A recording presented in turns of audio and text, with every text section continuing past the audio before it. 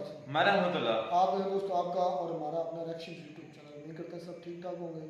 चलते हैं दोस्तों आज की वीडियो टाइटल है इज राब बिकम्स वर्ल्ड नंबर 1 एजेंसी।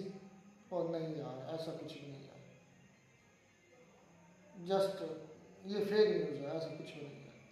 राह कहाँ नंबर 1 हो गई, मुझे लगता है यूएसए की है या मोसाद है, ये टॉप पर है। खैर देखते हैं वीडियो फिर बात करते हैं। नमस्कार दोस्तों, डीडी रेड के एक और एक्शन वीडियो में आप सभी का स्वागत है। मैं हूं आलोक। तो आज जो वीडियो है वो रियल एंटरटेनमेंट टीवी वाले का है। Canada USA accepts RANW become world's number 1 agency. Vikas Yadav. अच्छा जी, अब ये उन्होंने कैसे एक्सेप्ट कर लिया नंबर 1 एजेंसी पता नहीं है मुझे। कोई किसी के ऐसी कोई कभी खबर नहीं आती कि कोई किसी ने एक्सेप्ट कर लिया कि नंबर 1 एजेंसी है। हाँ, FBI, ये मैं स्क्रीनशॉट लगा देता हूँ। FBI ने वांटेड लिस्ट में हमारे एक फॉर्मर इंडियन गवर्नमेंट के ऑफिशियल का नाम डाला है, विकास यादव। और कहा गया है कि विकास यादव नहीं, ये पन्नू और इसको निपटवाने का खेल खेला था, पूरा प्लान किया था। तो FBI कह रही है कि हम ये टॉलरेट नहीं करेंगे। वैसे ये अलग बात है कि पन्नू जो है वो भारत की जो इन्वेस्टिगेटिव एजेंसी है NIA, उसमें वो आतंकवादी घोषित है। तो हम भी ये बर्दाश्त नहीं करेंगे कि एक US सिटीजन जो है वो हमारे यहाँ आतंकवादी कार्रवाई कर रहा है। भाई पन्नू तो US सिटीजन है ना, ऐसा कहना है उनका। तो वो कार्रवाई कर रहा है तो हमने भी उसको कर रखा है, बहुत पहले से है। और हमने तो अमेरिका को, एक खबर ये भी पढ़ी थी मैंने, स्क्रीनशॉट लगा देता हूँ। हमने अमेरिका को 62 अलग अलग लोगों के रिक्वेस्ट की हैं एक्स्ट्राडिशन के लिए, और अमेरिका ने उनको एक्स्ट्राडिट नहीं किया है। तो किसकी गलती है भाई? आप कह रहे हो कि हमारे यहाँ का बंदा आपके यहाँ ऐसी घटनाएं कर रहा है, हम ये कह रहे हैं कि US सिटीजन है वो हमारे खिलाफ ऐसी घटनाएं कर रहा है। टिट फॉर टैट है ना। तो अमेरिका अगर प्रेशर बना रहा है तो भारत को भी प्रेशर बनाना आता है, बहुत तगड़े तरीके से आता है। चले देखते हैं पाकिस्तान के लोग क्या कह रहे हैं।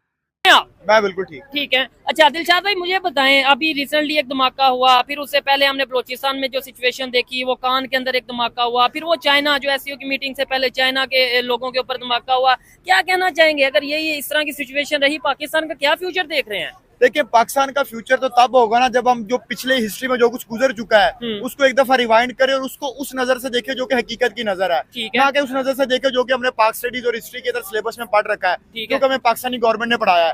अब अगर आप उस साइड पे आए तो नहीं, मतलब आप ये कह रहे हैं कि हमारा फ्यूचर तब बेहतर होगा जब हम अपने पास्ट में जो रियलिटी है उसे एक्सेप्ट करेंगे। और ये बात मैं ऑडियंस को भी कहना चाहता हूँ कि अगर मैं कहीं गलत हूँ तो मुझे आप करेक्ट कीजिएगा। मैं आज वो बातें बताऊंगा जो कि ना तो हमें सिलेबस में बताई जाती हैं और ना सरकारी टीवी पर बताई जाती हैं, और वो टोटली हकीकत पर मबनी है। जिस कौम ने 4 जंगें अब तक लड़ चुकी हुई हैं, जिस कौम ने शुरू से लेकर एंड तक जंगों में हिस्सा लिया जब से पाकिस्तान बना है। 1947 में पाकिस्तान बना, 48 में हमने जंग लड़ ली, अभी आखिरी जंग 99 में लड़ी है। तो 48 से शुरू हो जाए 2000 तक चले जाए, हमने जंगों में जिंदगी गुजारी है, ठीक है। और हमारी वार बेस्ड इकोनॉमी रही है जो कि इंतहाई गलत है। और हमने भी क्या किया, दूसरों की जंगों पे जाके। नहीं, हिस्ट्री अगर बात करें जंगों की, आपने बोला जब तक हमारे पाक स्टडीज में ये नहीं बताया जाएगा, वो नहीं बताया जाएगा, जंगों की हिस्ट्री के ऊपर। अच्छा चलें दिलशाद भाई से, इसके ऊपर क्या ओपिनियन है? क्योंकि सब पाकिस्तानी यही कहते हैं हम ये भी जंग जीते वो भी जीते। दिलशाद भाई, आपके ख्याल से 1 to 1 अगर 1948, 1965, 1971 कारगिल, आप इसके ऊपर अपनी क्या ओपिनियन रखते हैं? देखिए, आप 1965 की जंग में आ जाए। 1965 की जंग में हमने कहा कि हमने बड़ा डिफेंड किया, हम जीत गए। 1971 की जंग भी हम जीत गए, 48 वाली भी जीत गए, 99 वाली भी जीत गए। तो आप मुझे बताएं कि 65 की जंग में आप कहते हैं कि हमने तो उनको बाहर ही रोके रखा, तो इधर लाहौर के अंदर इंडिया के टैंक मौजूद हैं, तो वो फिर कहाँ से आए हैं?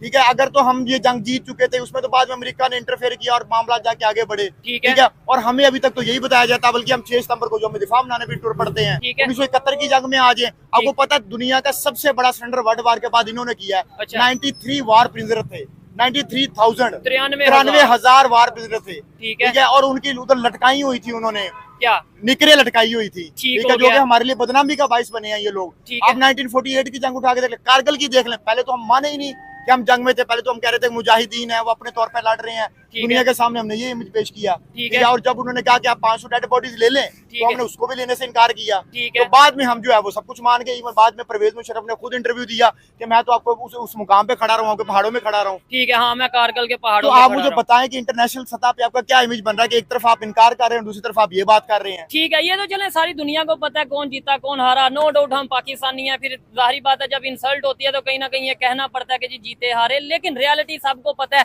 मुझे ये बताएं, एक बात से मैं डिसएग्री करता हूँ स्टार्ट में ही। आपने बोला कि भाई जिस कंट्री ने 4 जंगें लड़ी हो उसने क्या डेवलपमेंट की तरफ जाना है।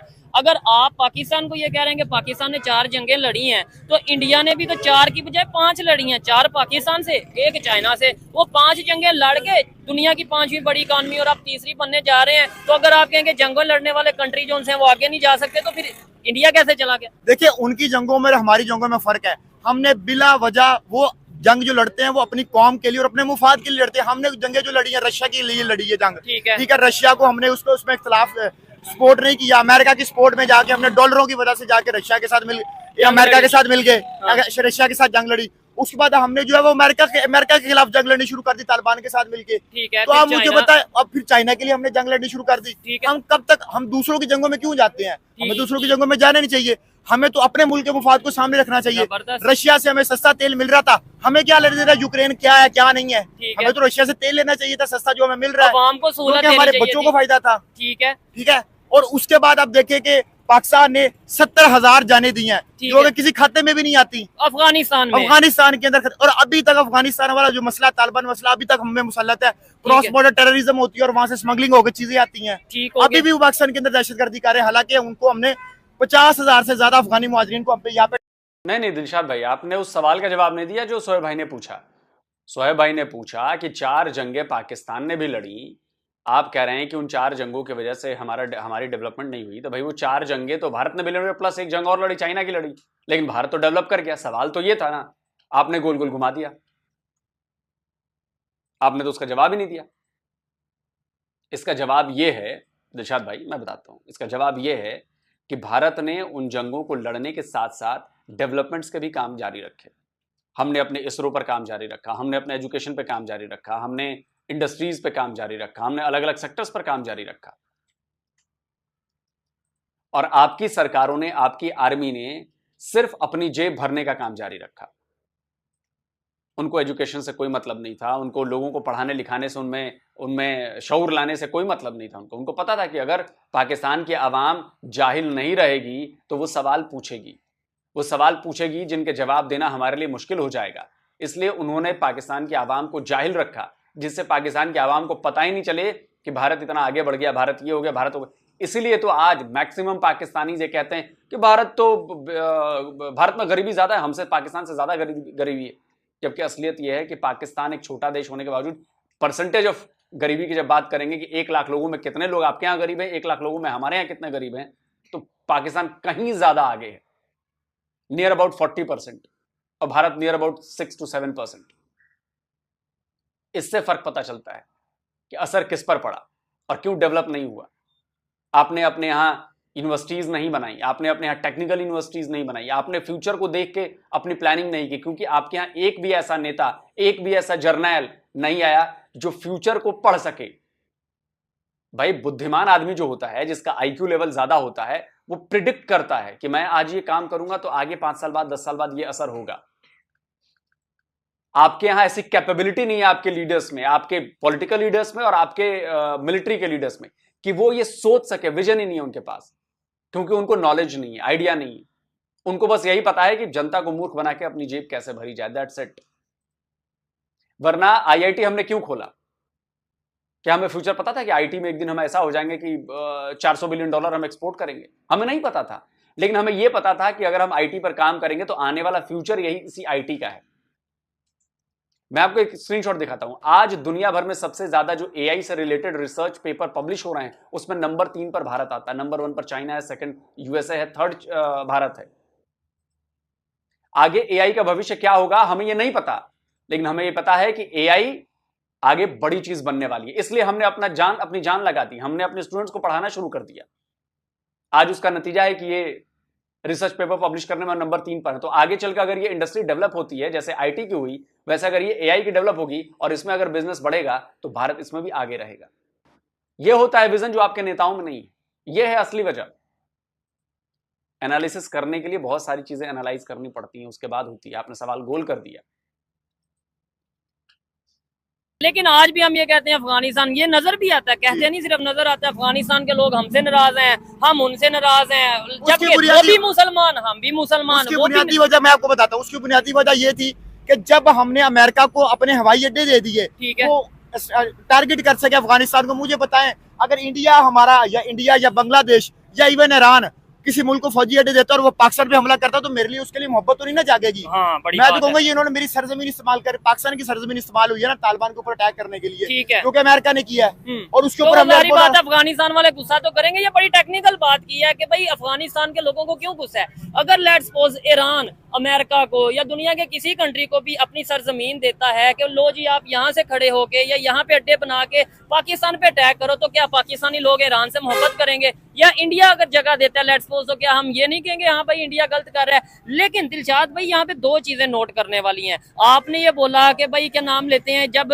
यहाँ पे हम जंग अपनी हमने जंग नहीं लड़ी, उन्होंने अपनी जंग लड़ी, लेकिन जंग तो जंग होती है ना। वो कैसे अचानक आगे आगे डेवलपमेंट में, कैसे टेक्नोलॉजी में आगे आगे, कब वो आगे आगे, यहाँ पे क्या कल्चर तब प्रमोट हो रहा था, वहाँ पे क्या हो रहा था? ये तो आप कह रहे हैं ना कि इंडिया सोते सोते ही जो है वो एक दिन ऐसा आया कि वो 5वीं बड़ी इकोनॉमी बन गया। इसके लिए उन्होंने बड़ी स्ट्रगल की है।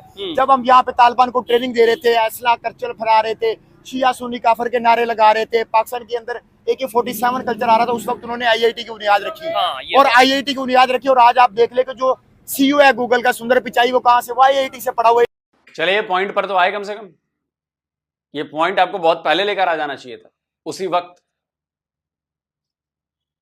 का बंदा है। ठीक है, तो उस वक्त उनकी प्रायोरिटीज ये थी कि उन्होंने अपने हेल्थ सेक्टर पे इन्वेस्ट किया, अपने एजुकेशन सेक्टर पे, और हमने किस चीज पे इन्वेस्ट किया कि हम इस मुल्क से पैसे ले और इस मुल्क के लिए जंग लड़ लें। ठीक है, तो हमें तो अपना स्टांस नजर ही नहीं आया, हमें कोई जरूरत ही नहीं थी अफगानिस्तान की जंग में शिरकत करने की। ठीक है, और इसका जो फल है वो हमारी आने वाली नस्लें भी काटेंगी। ठीक है। नहीं दिलशाद भाई आप काफी गुस्से में लगते हैं, हमेशा गुस्से में लगते हैं, क्या वजह आपके? मैंने लास्ट एक प्रोग्राम में भी आपसे पूछा था, आज भी ये देखें कैमरा मैन अगर दिखाएं, लोग कैसे देख रहे हैं कि यार ये बंदा क्या गुस्से में बोली जा रहा है, गुस्से की वजह क्या है? क्या पाकिस्तान को लेके आपकी मतलब सोच क्या है कि इतना गुस्सा अचानक आ जाता है?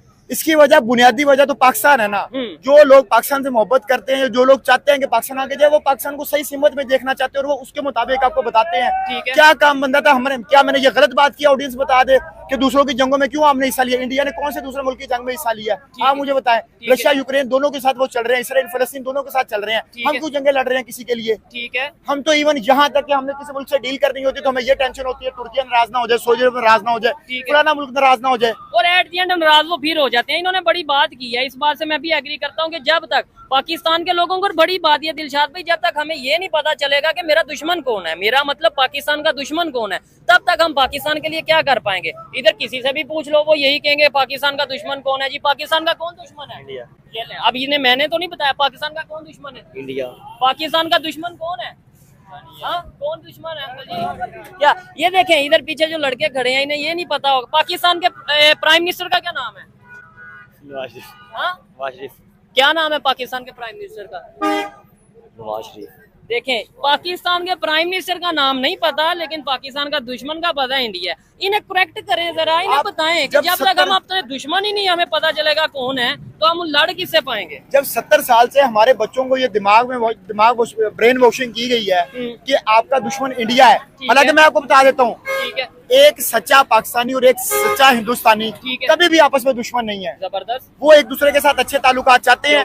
ये कुछ गंदे अंडे हैं जो कि हमारे करप्ट पॉलिटिशियंस हैं और कुछ हमारे सिक्योरिटी दारों के लोग हैं, एस्टेब्लिशमेंट है, जो कि नहीं चाहती कि पाकिस्तान इंडिया की कभी सुलह हो। पाकिस्तान इंडिया की सुलह हो जाती है तो हम वेपन का कहाँ से लेंगे, बजट कहाँ से लेंगे? 2200 रुपए आप हर साल।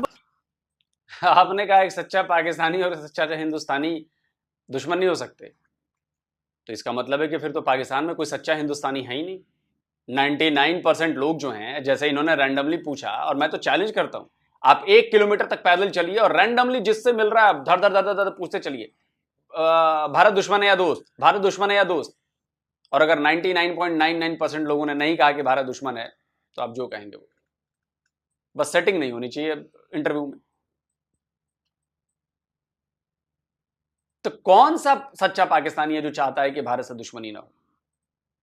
अगर सच्चा पाकिस्तानी होता और भारत से दुश्मनी नहीं चाहती अगर सच्चे पाकिस्तानी को, तो प्रोटेस्ट करता। जब पहली बार पाकिस्तान ने अटैक किया था, जब दूसरी बार अटैक किया तो प्रोटेस्ट करना चाहिए। जम्मू कश्मीर में जो पाकिस्तान कराता है प्रॉक्सी वॉर, उसके खिलाफ प्रोटेस्ट करना चाहिए था। कभी प्रोटेस्ट हुआ है ऐसा पाकिस्तान में? एक बार भी नहीं। और आप आवाम की बात करते हैं, सच्चे पाकिस्तानी की बात करते हैं। हर पाकिस्तानी भारत का दुश्मन है। अभी जरूरत है इसलिए लोग अच्छे बनते हैं, अभी जरूरत है इसलिए लोग अच्छे बन रहे हैं।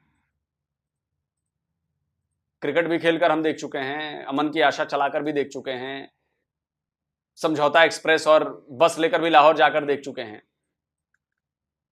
और जिन गंदे अंडों की बात कर रहे हैं, गंदे अंडे ही पाकिस्तान का कंट्रोल उन गंदे अंडों के पास है।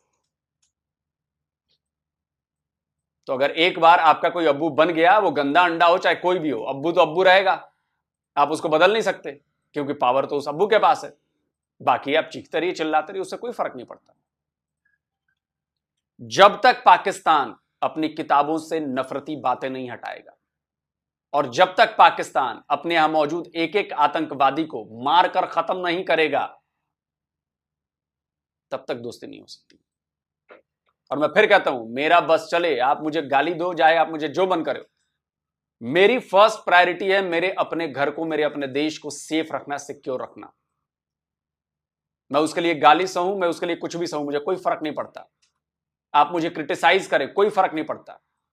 मेरा बस चले तो मैं 100 फुट ऊंची दीवार बना दूं इंटरनेशनल बॉर्डर पर, भारत पाकिस्तान के। और न आना न जाना, मुझे आपसे मतलब नहीं है, आपको मेरे से मतलब नहीं रखना चाहिए। आप अपनी कंट्री में जो करना चाहें, आपने इसके लिए ही कंट्री ली थी ना, कि हम जो मन करेगा वो करेंगे, किसी के दबाव नहीं करो। हमसे फिर दोस्ती क्यों चाहते हो? हमसे कारोबार क्यों चाहते हो? नहीं करना कारोबार यार, हमें नहीं करनी आपसे दोस्ती। 77 साल में हमने ये करके देख लिया, हर बार हमने जख्म खाए हैं, अब और जख्म नहीं खाने। और मैं फिर कहता हूं कि अगर किसी सरकार ने भारत की ऐसा करने की कोशिश की, तो उस सरकार को नतीजे भुगतने पड़ेंगे। जनता उसको नतीजा भुगतवाएगी, ये आप देखिएगा। वो चाहे बीजेपी हो, वो चाहे कांग्रेस हो, चाहे कोई भी हो। हां, दोस्ती होगी, ट्रेड हो सकता है, जब आतंकवाद और क्रॉस बॉर्डर टेररिज्म बंद होगा, तब मुमकिन है। चलिए कर लेंगे। आप सैयद सलाउद्दीन को सरेआम चौराहे पे गोली मारिए, उन 140 यूएन डेजिग्नेटेड टेररिस्ट को गोली मारिए, और पाक की आवाम कसम खाए कि अपनी आर्मी को कहे कि अगर तुमने भेजा यहां से ट्रेंड करके लोगों को, तो तुम्हारी खैर नहीं है। तब दोस्ती होगी, तब ट्रेड होगा। यह नहीं होगा। आप शहबाज शरीफ को चोर कहें, गंदा अंडा कहें, जो मन करे वो कहें, लेकिन ताकत उसी के सिग्नेचर में है। आप उसको पीएम माने चाहे ना माने, लेकिन दुनिया उसी के सिग्नेचर से पाकिस्तान का आदेश मानेगी। समझे? आपके मानने से और नहीं मानने से कुछ नहीं होता। करना वही होगा जो शहबाज शरीफ चाहेगा या जनरल आसिम मुनीर चाहेगा। बजट उठाते हैं ना, इवन एजुकेशन का जो बजट है वो 3 फिगर में नहीं है, आपको पता है 100 अरब से कम है एजुकेशन का बजट। ठीक हो गया। जहाँ गरीबों को बच्चों ने पढ़ना है, आप सेहत का बजट उठा के देख ले वो कितना है, दिफा का बजट कितना है। तो जब तक हम इन चीजों में लगे रहेंगे तो मुझे नहीं लगता कि पाकिस्तान के आगे जाने के चांसेस है। और पाकिस्तान का असल दुश्मन वो मुल्क है, जैसे कि अमेरिका पाकिस्तान को टोल लिया, IMF की तरफ से कंट्रोल कर रहा है, IMF की वजह से हम कंट्रोल हो रहे हैं। इवन हम किसी मुल्क की कॉन्फ्रेंस में शिरकत करनी है या नहीं करनी, हमें इसके लिए भी IMF का फ्लो चार्ट देखना पड़ता है या अमेरिका से पूछना पड़ता है। बल्कि मैं ये भी नहीं कहूंगा, दिलशाद भाई की इस बात से भी मैं एग्री करता हूँ। आप लोग कमेंट बॉक्स में बताइएगा। इन्होंने बोला हमारा असल दुश्मन शायद अमेरिका है। मैं कहता हूँ अमेरिका भी हमारा दुश्मन नहीं, इंडिया भी हमारा दुश्मन नहीं। हमारा दुश्मन है यहाँ पे जो जहालत मौजूद है। हमारा दुश्मन यहाँ पाकिस्तान में जो गुर्बत, जो बेरोजगारी है, वो हमारी दुश्मन है। पाकिस्तान में जो अनएजुकेटेड लोग हैं, जो यानी कि अनएजुकेटेड लोग रखे गए हैं, वो लोग दुश्मन हैं जिन्होंने ऐसी पॉलिसीज बनाई है कि पाकिस्तान को अनएजुकेटेड रखा जाए। इस बात से इख्तिलाफ करूंगा कि अमेरिका की वजह से पूरी दुनिया का मन दबाव हुआ। इस वक्त सबसे ज्यादा असले की सप्लाई कौन बेच रहा है? अमेरिका बेच रहा है। सबसे ज्यादा असला वो बना रहा है। सबसे ज्यादा हवाई अड्डे दूसरे ममालिक में किसके हैं? उनके हैं। उसके बाद आप आगे आ जाए, सबसे ज्यादा बड़ी फौज किसकी है, वो भी उनकी होगी। न्यूक्लियर पावर सबसे ज्यादा, न्यूक्लियर इक्विपमेंट रशिया के पास सबसे ज्यादा उनके पास है, 5000 कुछ समथिंग उसकी फिगर बनती है। तो आप मुझे बताएं, एक तरफ कहते हैं कि अमेरिका हमने पूरी दुनिया में अमन लेके आना, दूसरी तरफ आप जो है वो लोगों को असला बना के बेची जा रहे हैं। ठीक है, लेकिन उसमें अमेरिका का आप कह रहे हैं ना, डिसएग्री करता हूँ मैं, कहता हूँ अमेरिका की फिर जरूरत क्यों नहीं होती कि वो चाइना के अंदर इन्वॉल्वमेंट उस तरीके से करे जैसे पाकिस्तान में करता है। नहीं, अमेरिका की दुश्मन जरूरत क्यों नहीं होती कि वो इंडिया में उस तरीके से इन्वॉल्वमेंट करे जैसे वो पाकिस्तान में करता है। इसका मतलब है हम कहीं ना कहीं मौका देते हैं तो वो लोग इन्वॉल्वमेंट। जाहिर है हमारा कसूर तो है कि हम अगर कहें कि जैसे रशिया है, चाइना है, इवन ईरान है, ईरान मुदाखलत नहीं करने देता अमेरिका को अपने अंदर। ठीक है, तो हम क्यों मुदाखलत करने देते हैं। इवन हमारे परवेज मुशर्रफ साहब जो थे, वो तो एक कॉल आती थी अमेरिका से, वो लेट जाते थे। हमारे दूसरे जो करप्ट पॉलिटिशियंस हैं उनका आप हाल देख लें। नवाज शरीफ हमारा बराक ओबामा के सामने जाके बैठता और टिश्यू से हाथ साफ करने लग जाता है, पसीना आ जाता है, आपको बात करने का तरीका का पता नहीं चलता। ठीक है, आप कंपेयर करें ना पीएम मोदी को, ठीक है, और इधर शहबाज शरीफ को कंपेयर कर लें। शहबाज शरीफ को सिर्फ ये काम आता है कि वो अच्छे तरीके से मांग सकता है, जो कि वो हर मुल्क में जाके मांगता है। इवन वो खुद कहता है कि जब हम जाते हैं तो भिखारी समझते, वो कहते लोग भी फिर आगे पैसे मांगने के लिए। मुझे बताया प्राइम मिनिस्टर मोदी जब किसी मुल्क का दौरा करता है तो क्या वो अगला जो हेड ऑफ स्टेट है वो ये सोच रहा था कि ये पैसे मांगने आया? नहीं, वो तो डील करते हैं। इवन यूएसए के साथ रिसेंटली यूएसए का विजिट उनका रहा, उन्होंने बड़ी डील की। अच्छा, आपने तो prime minister to prime minister comparison किया है। मैं कहता हूँ फॉरेन मिनिस्टर जो रिसेंटली एससीओ की मीटिंग हुई है, उनके फॉरेन मिनिस्टर और हमारे फॉरेन मिनिस्टर में क्या कंपैरिजन, क्या बनता है? आप उनकी बॉडी लैंग्वेज का देख लें, आप उनका कॉन्फिडेंस का देख लें, आप उनका नॉलेज का देख लें, आप उनके एक्सपीरियंस का देख लें, आप जिस फील्ड में भी देख लें। 30-40 साल एक बंदे ने सर्व किया फॉरेन अफेयर्स के अंदर, और एक वो बंदा जो कि फाइनेंस का भी मुझे लगता पता नहीं है या नहीं है, हमने उसको उठा के लगा दिया, इसाक डार को लगा दिया। दूसरी तरफ हमने मोहसिन नकवी को लगाया हुआ है। अच्छा, मोहसिन नकवी से याद है, सिक्योरिटी के ऊपर बात करते हैं। आपने प्राइम मिनिस्टर का कंपैरिजन किया, फॉरेन मिनिस्टर का।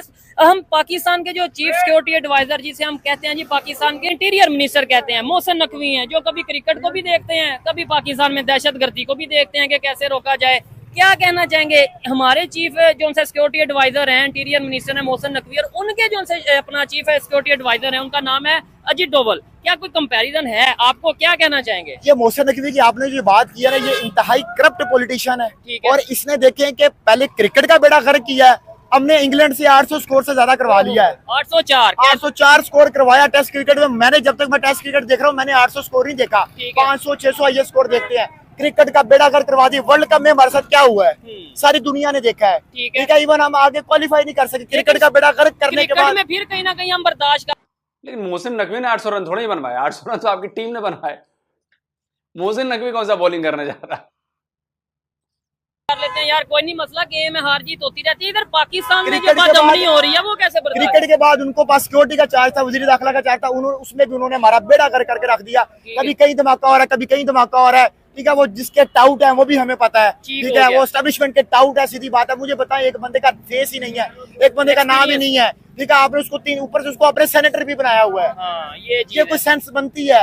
एक ऐसा बंदा अगर वो काउंसलर का इलेक्शन लड़े तो मैं शर्त लगा कह सकता हूँ वो काउंसलर का इलेक्शन नहीं जीत सकता। ठीक है, चले इधर एक और बड़ा जबरदस्त सवाल मैं आपसे पूछूंगा कि मुझे बताएं, पाकिस्तान के जो चीफ सिक्योरिटी एडवाइजर हैं और इंडिया के, देखें मसले तो वहाँ पे भी होंगे सिक्योरिटी के, वो इतना बड़ा कंट्री है, दुनिया की सबसे बड़ी डेमोक्रेसी है, मसले तो वहाँ पे होंगे। उनके चीफ सिक्योरिटी एडवाइजर और हमारे चीफ सिक्योरिटी एडवाइजर के ऊपर आपको अगर कमेंट करने का मौका मिले। नो डाउट इंडिया जितनी बड़ी कंट्री है और जितनी बड़ी आबादी है उनके अंदर भी मसले मसाइल है। मैं ये नहीं कहता कि वो बिल्कुल ठीक चल रहे हैं, हाँ, होंगे, ये कमेंट में लोग बता दें, वो कमेंट में लोग बता दें। उधर भी गुर्बत के मसाइल हैं, उधर भी बाकी चीजों के मसाइल हैं। कश्मीर में बहुत सारे टेररिज्म का सामना करना, खालिस्तान वाला मसला कभी उठ जाता है, कभी जुबान पे कोई मसला उठ जाता है, कभी मजहबी तफरके भी थोड़े बहुत हो जाते हैं। जाहिर है इतना बड़ी कौम है, इतने बड़े लोग हैं तो मसले हो जाते हैं। अब मोहसिन नकवी को आप कंपेयर कर रहे हैं, पहले तो मुझे आप पे हैरानगी आ रही है कि आप सवाल क्या कर रहे हैं आप मुझसे कि एक मोहसिन नकवी को आप उस बंदे के साथ कंपेयर कर रहे हैं अजीत डोवल है, अजीत डोवल, मुझे सही प्रोनाउंसिएशन नहीं आती उसकी, वो जो बंदा है, ठीक है, उसको आप कंपेयर कर रहे हैं चीफ स्टार मोहसिन नकवी के साथ कर रहे हैं। मोहसिन नकवी का मुझे बताएं क्या एक्सपीरियंस है?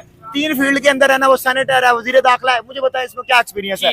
अजीत डोवल वो बंदा है जिसको 21वीं सदी का जेम्स बॉन्ड कहा जाता है। हाँ। अब मुझे बताएं, वहाँ मुझे बता दे क्या मैं गलत कह रहा हूँ? नहीं कहा जाता। इवन वो पाकिस्तान के अंदर आया एज ए स्पाई के तौर पर, वो पाकिस्तान के अंदर रहा, लाहौर के अंदर रहा है, उन्होंने एक्सेप्ट किया, वो उन्होंने खुद एक्सेप्ट किया है। उसके बाद जो हमारे कहूटा पावर प्लांट है जहाँ पे हमारे एटमी तंसीबात लगी हुई है, उसकी प्रॉपर मुखबरी दिया उसने। और एक दफा तो दाऊद इब्राहिम को वो बिल्कुल मरते मरते वो बचा है, ठीक है। उनके अंदर इंटरनल मसाइल पैदा हो गए थे। हाँ, मैंने भी एक पूरा ये देखा था, मैंने सुना था डॉक्यूमेंट्री के भाई अजीत डोवल पाकिस्तान में मौजूद थे और उन्होंने बाकायदा तौर पे जो है ना एक ऐसा प्लान सेट कर लिया था कि दाऊद इब्राहिम जो कि इंडिया का मोस्ट वांटेड है, उसे यहाँ पे मार दिया जाएगा, ऐसा प्लान किया था। लेकिन उनकी शायद वहां पे उस टाइम पे कोई गवर्नमेंट का इशू था, गवर्नमेंट नहीं आ रही थी या जा रही थी, कुछ ऐसा इशू था जिसकी वजह से वो प्लान पूरा नहीं हो सका।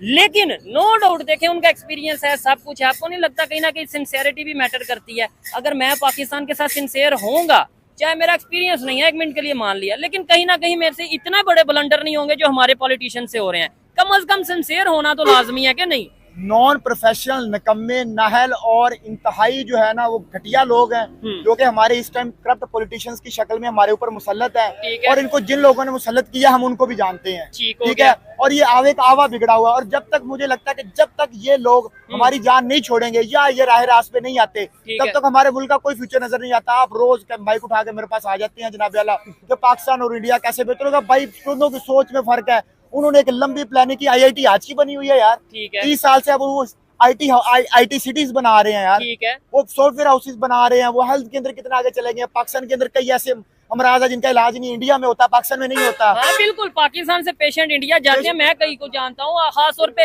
लीवर ट्रांसप्लांट के लिए बहुत से लोग जाते हैं। और बहुत मैंने ये सुना है बहुत मुनासिब, बहुत सस्ता होता है वहाँ पे ट्रांसप्लांट, वहाँ पे ट्रीटमेंट। अगर जो लोग वहाँ से देखते हैं, कमेंट में ये चीजें हमें नॉलेज में बेहतरी आ जाती है, इसलिए कमेंट में जरूर बताया करें। देखिए ये बात सही है कि लिवर प्लांट होता है, लेकिन ये इतना सस्ता भी नहीं होता लिवर प्लांट। जो लोग लिवर प्लांट करा चुके हैं वो जानते हैं कि लिवर प्लांट बहुत बहुत ज़्यादा महंगा अफेयर है भारत में भी।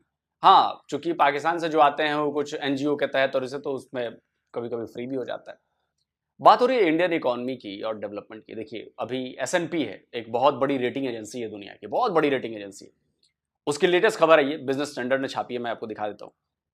उसकी हेडलाइंस है, India poised to be third largest economy, rising population is challenge.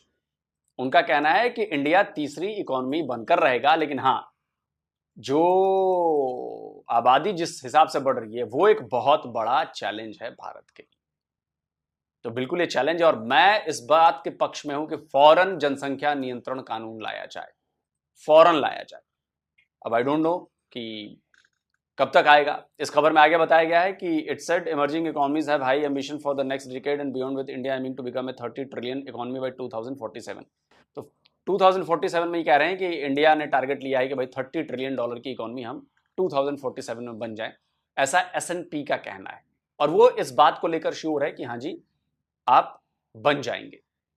तो जाहिर सी बात है कि भाई जब ऐसी खबरें आती हैं तो हमें पता होता है कि भाई क्यों कहा जा रहा है ऐसा, क्योंकि वो संकेत दिख रहे हैं भारत की इकोनॉमी में ना, वो संकेत दिख रहे हैं।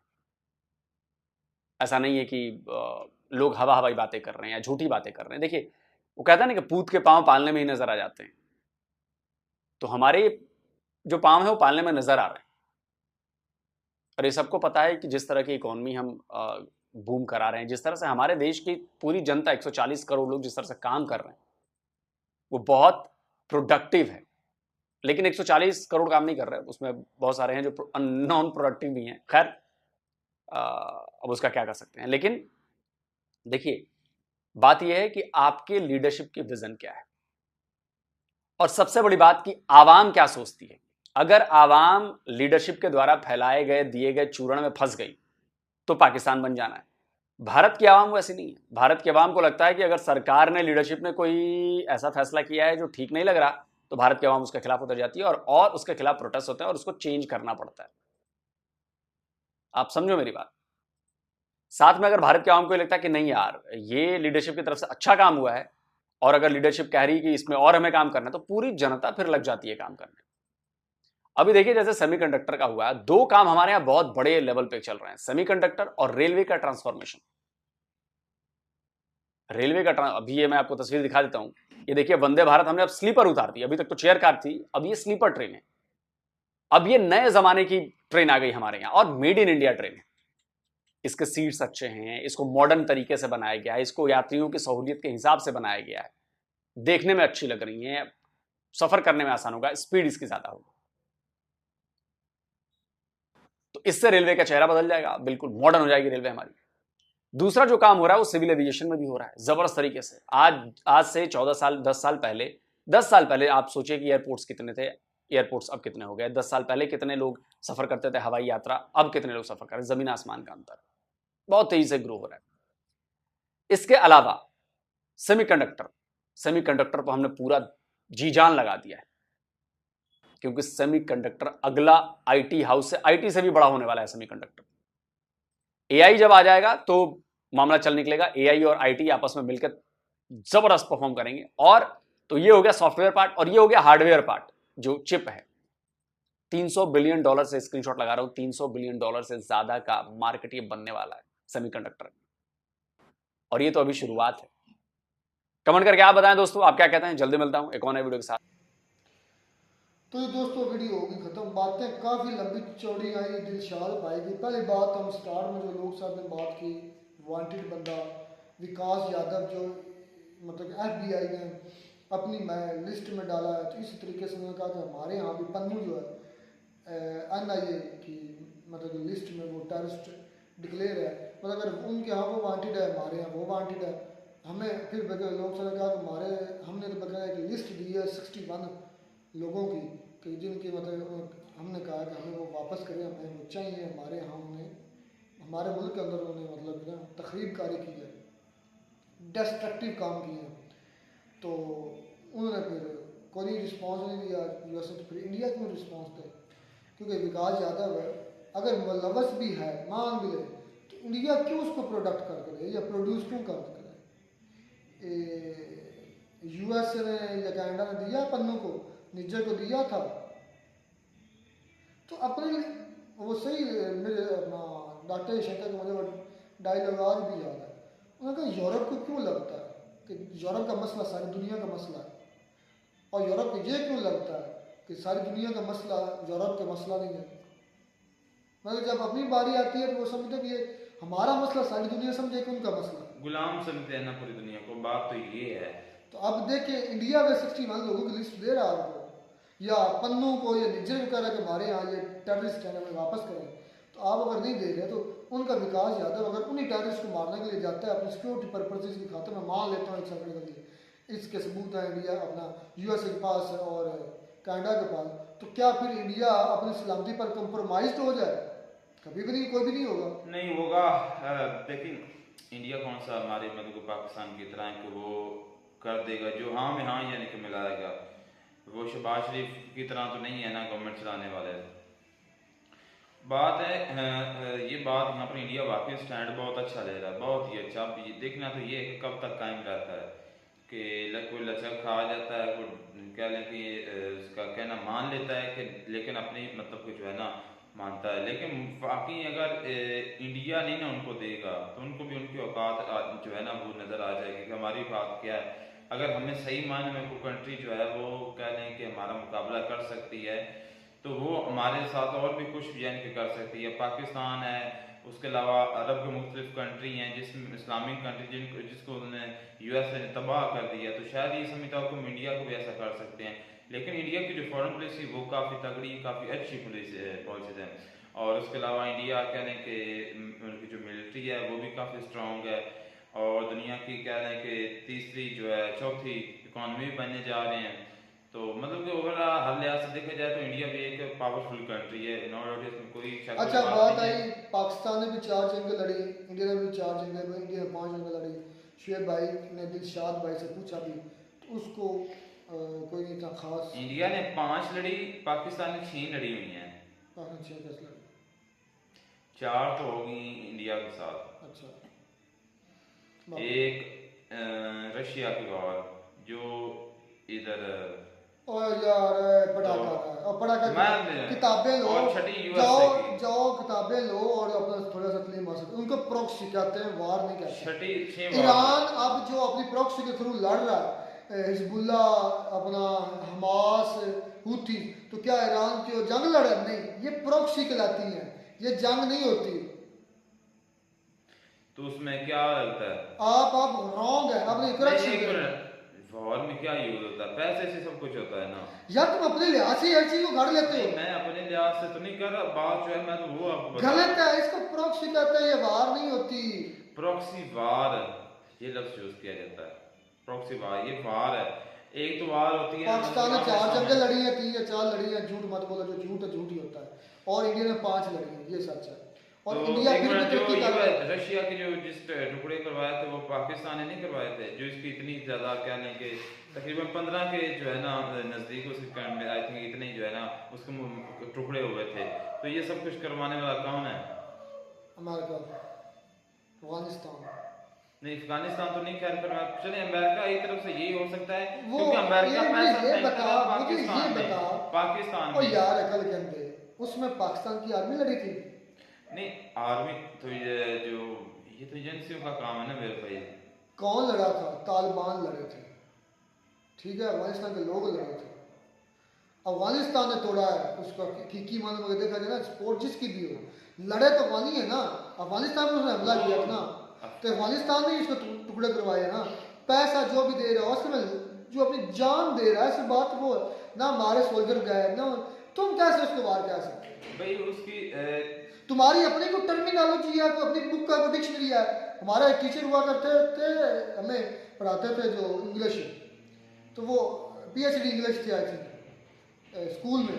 तो हमारा एक मैट्रिक में हमारा एक दोस्त था, हमें गोलू बोलू या उसको इंग्लिश पढ़नी आती नहीं थी, तो वो हर लफ्ज़ को प्रोनाउंस ही गलत करता था, और उसका जो लफ्ज़ प्रोनाउंसिएशन गलत, उसका मानी भी अपने लिहाज से मतलब बता देता है। तो वो हमारे सारे कहते थे कि ओए मोटे, और ये इंग्लिश तुम्हारे बाप ने बनाई घर बैठकर, और ये कहाँ से लफ्ज़ उठा लाए, ये तो लफ्ज़ ही नहीं डिक्शनरी में। तो वो बात है तुम्हारी कोई अपनी लॉजिक की डिक्शनरी है, अपनी लॉजिक दे दो। वो वार्ड होते जिसमें आपकी कंट्री मैं बताता हूँ, सुनो। इमरान खान की स्पीच आज भी जो है ना वो यूट्यूब पर पड़ी हुई है। उसने कहा था कि हमारे तक 300 से 400 के करीब सोल्जर मारे गए, जो कि US से जब हमला किया था ना अफगानिस्तान पर उस वक्त है, और 62 बिलियन जो डॉलर्स थे वो खर्चा आया था इस वार पर। आप कह रहे हैं कि कोई वार ही नहीं लड़ी गई, तो वो जो इतने सोल्जर हमारे शहीद हुए, तुम्हारा कब सफेद और सफेद रहेगा, तुम्हें शऊर ही कोई नहीं है, पढ़े लिखे और प्रॉक्सी होती है खुदा के बंदे का सर न चाट। तो सोल्जर के साथ वार नहीं, तो जो 3-4 सोल्जर हमारे शहीद हुए थे वो कैसे? मैं कभी कभी सोचता हूँ तुम जेलों की इंतहा पर चले जाते, क्योंकि बात जो एक बंदा जिसको लॉजिक दे दिया जाता है फिर भी वो लेने मालता, उससे बड़ा जेल ही कोई नहीं होता। नहीं तो मैं लॉजिक दे रहा हूं, प्रॉक्सी है, वार नहीं है। पाकिस्तान सिर्फ 3 या 4 वार लड़ा, क्यों मेरा दिमाग चाट रहे हो? चले आगे चलते हैं। पाकिस्तान ने 4 वार हारा इंडिया से, इंडिया 4 वार ठोकी पाकिस्तान को, पांचवी इंडिया हारा चाइना से, चाइना ने ठोका इंडिया को। तो फिर भी इंडिया आज तरक्की कर रहा है। इसकी सबसे बड़ी वजह ये है उनके अंदर सबसे ज़्यादा जो अच्छी चीज़ थी वो थी पॉलिटिकल स्टेबिलिटी। उनकी आर्मी नहीं आती थी।